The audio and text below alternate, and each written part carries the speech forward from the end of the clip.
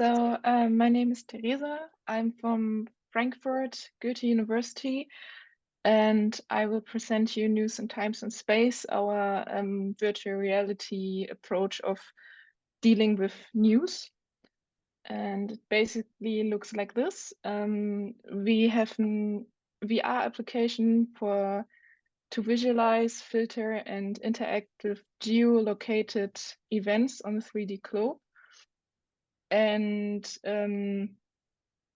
here you can see that there are events based on several filters, and you can see on the, not actually sure what is left and right for you, but you can see the Goldstein scale on the left side and the tone on the right side. Goldstein scale is for the stability of country, and the tone is more like the tone in the news articles that we are presented. Here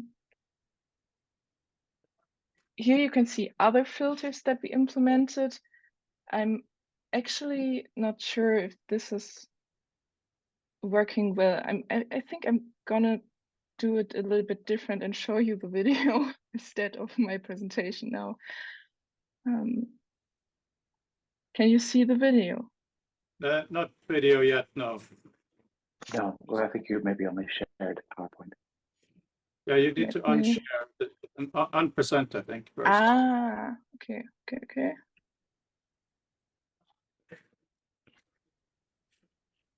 Is it now working? Oh, we can see the video. It's not playing, but we can see it. Oh yeah. All right. So because I think it's nicer how Kevin actually did it, that he includes some videos. So yeah, here you can see it in a better way, and we basically use all our information from the GDAT database. It's not actually playing on our screen. It's static on the beginning. Oh. Can you click in the YouTube window to go full screen, or if you send me the link in the chat, I will do it here, so it'll be playing locally. Oh, that's weird, because yes, it's working in my. I will send you the link instead. I'm sorry for. No, don't worry. This is just, these things are annoying like that. Oh, if you were going to be seeking through and pointing to parts of it, then that makes sense. But yeah, if you weren't actually intending to play yet, then it wasn't playing. Okay, so if I show you like this, you see something. Yeah, and we're at 32 Is that seconds. correct? Okay. So here you can see the globe basically, and the dots are the events, and you can navigate through the globe. You can zoom in, zoom out, and you have several types of filters. As I mentioned, you can filter by event types, for example. I will show you on the here the event types.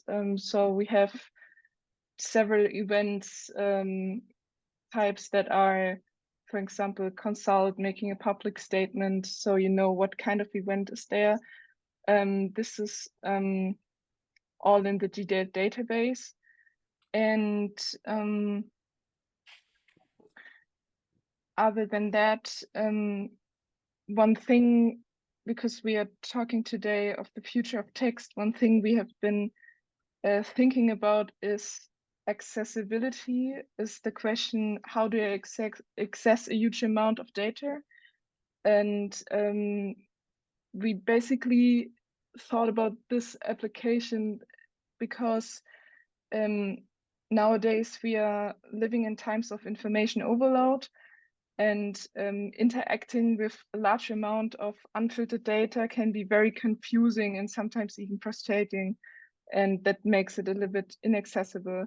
So we therefore promote a more non-linear way of news consumption, where the user is basically able to specify what he wants to see and what he wants to interact with. And this is why we came up with this idea. It sounds very simple, the idea of choosing what you want to see, but it's not often the case. because in many newsfeed we have user-specific adjusted news feeds. We don't really choose what we see there. Instead, we have a sorted front page. And this is also why we promote open source solution in this field. This is something that personally for me is very important, because you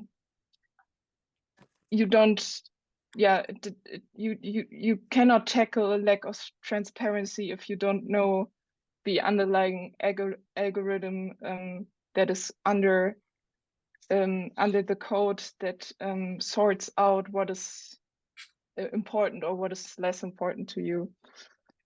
Yeah, that's for it.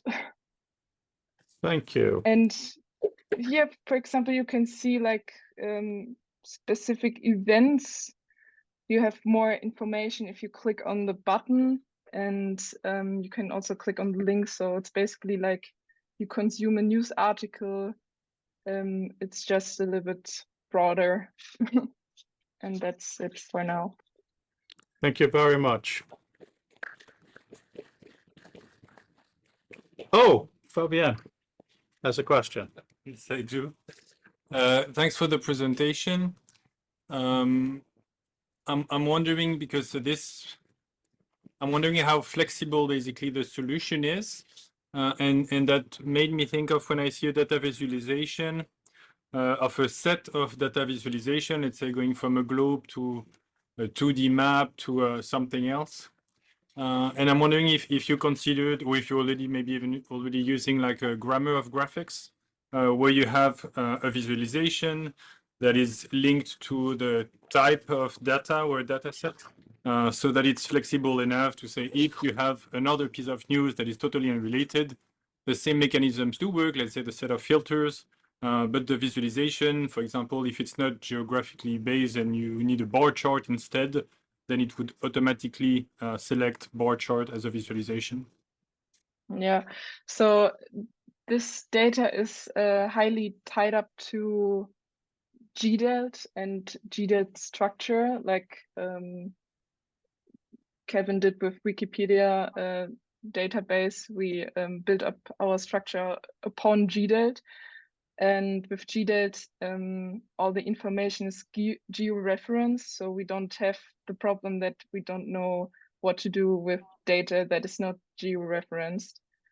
But it would be a nice part to include in the future, actually, because maybe there are some news that are on the moon, or you don't know, or in space in general, that doesn't have any geo-referenced information. If that comes close to the question. It does, thank you. Any other questions? Yeah, please.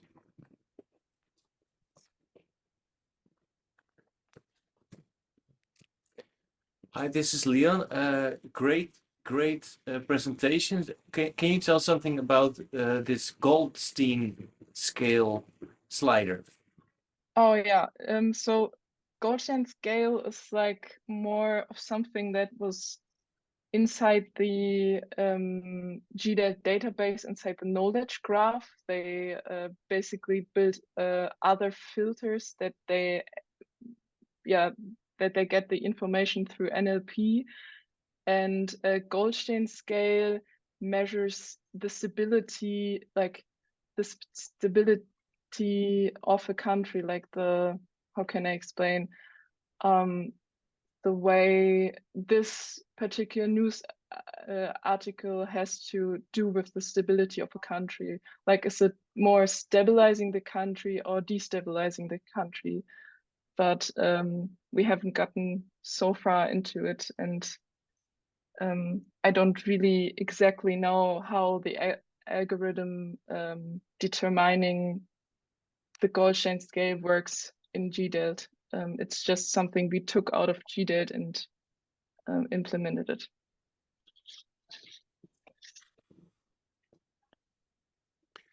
I think these questions, which obviously relates to the previous presentation as well about the data, really goes to our bigger discussion on metadata. you know, it is really great work you've done in both of these projects, no question about it. And it's also important because we get to experiment, to experience, and from that we can go in many, many different directions. For the future, we need to remember that we don't want to make demos. Not that you've made demos in the cold sense, but that we really do want to build for workflows. So I thank you very much for your presentation. Thank you so much. Thank you. Ronak, did you want to say a few words or not? Or It's fine, yeah. I can just. okay, yeah, you might as well go. No, yeah.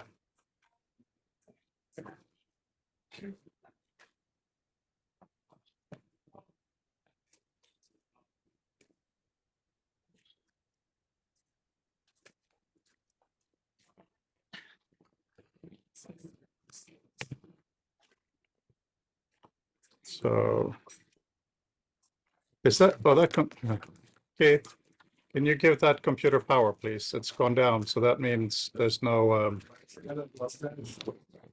we do have a minute to sort out battery issues. This machine never runs out of power, but it did today twice, so there we go. Do we have anything? Does anyone have any USB-C long cables as mandated by EU law?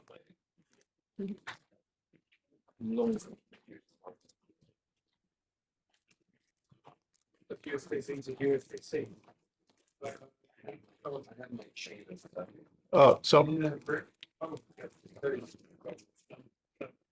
thick as a brick. That was the song.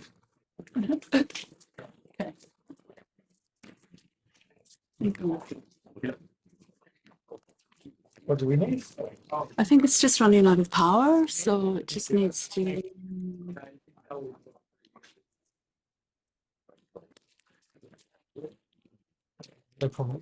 My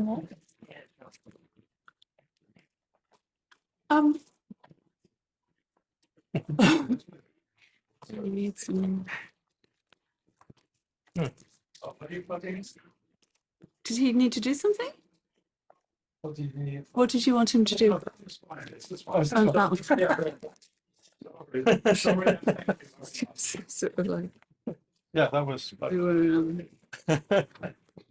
Okay.